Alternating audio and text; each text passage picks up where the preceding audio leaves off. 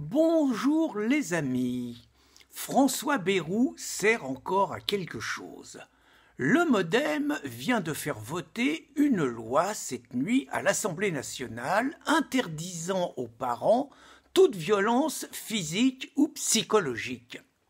Fini les fessées, fini les gifles, fini les cris, fini les coups de pied au derrière, fini les punitions au coin, fini l'enfermement de l'enfant dans sa chambre quand il pousse une colère, violence physique ou psychologique. Alors pour l'instant, on nous raconte que ce ne sera que symbolique et que quand vous allez vous marier, vous devrez jurer fidélité à votre compagne, mais également, en tant que parent, de ne pas exercer de violence physique contre vos enfants.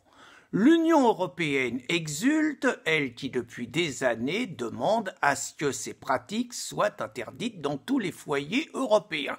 Danny Cohn-Bendit, qui était à l'origine de cette loi, exulte également, lui qui par ailleurs se vantait de faire ouvrir sa braguette par des petites filles de 6 ans. Je suis sans doute un vieux ringard, j'ai connu une période où mes parents, quand je faisais une connerie, me mettaient une gifle et me punissaient. J'ai connu une période où à l'école, quand je ne travaillais pas bien ou que je ne me comportais pas bien, on recevait une gifle de l'instituteur. Si le directeur passait par là, on en prenait une deuxième, et si on allait se plaindre à nos parents, on en prenait une troisième. Terminé, le règne de l'enfant roi, l'enfant tyran est arrivé. Les enseignants n'ont plus le droit de frapper les enfants, même quand ils se font traiter d'enculés ou de fils de pute. Sinon, ils se retrouvent au tribunal. Et maintenant, 40 ans après, eh bien, ce sont les enseignants qui sont braqués, qui se font taper dessus régulièrement et l'éducation scolaire couvre. Les parents, j'ai connu une époque où il ne nous venait pas à l'idée de contester ce que nous disaient nos parents et encore moins à l'idée de lever la main sur nos parents. Je vois désormais dans mon quotidien des enfants qui n'obéissent plus à leurs parents. Je vois même des enfants qui se permettent de lever la main sur leur père ou sur leur mère.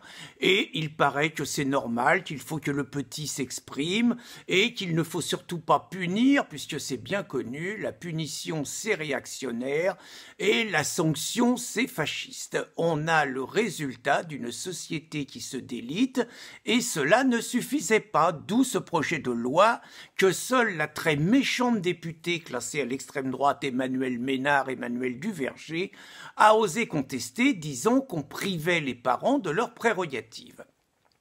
Platon n'avait rien dû comprendre lorsqu'il disait « Lorsque les pères s'habituent à laisser faire les enfants, lorsque les fils ne tiennent plus compte de leurs paroles, lorsque les maîtres tremblent devant leurs élèves et préfèrent les flatter, lorsque finalement les jeunes méprisent les lois parce qu'ils ne reconnaissent plus au-dessus d'eux l'autorité et de rien et de personne, alors c'est là, en toute beauté et en toute jeunesse, le début de la tyrannie. Alors, bien évidemment, la fessée n'est pas interdite aux majeurs. Donc, gilets jaunes, si vous arrivez demain à l'Élysée, n'hésitez pas à mettre une bonne fessée à Macron. Et d'autre part, un seul message, députés, il y a des coups de pied au cul qui se perdent et occupez-vous de vos fesses.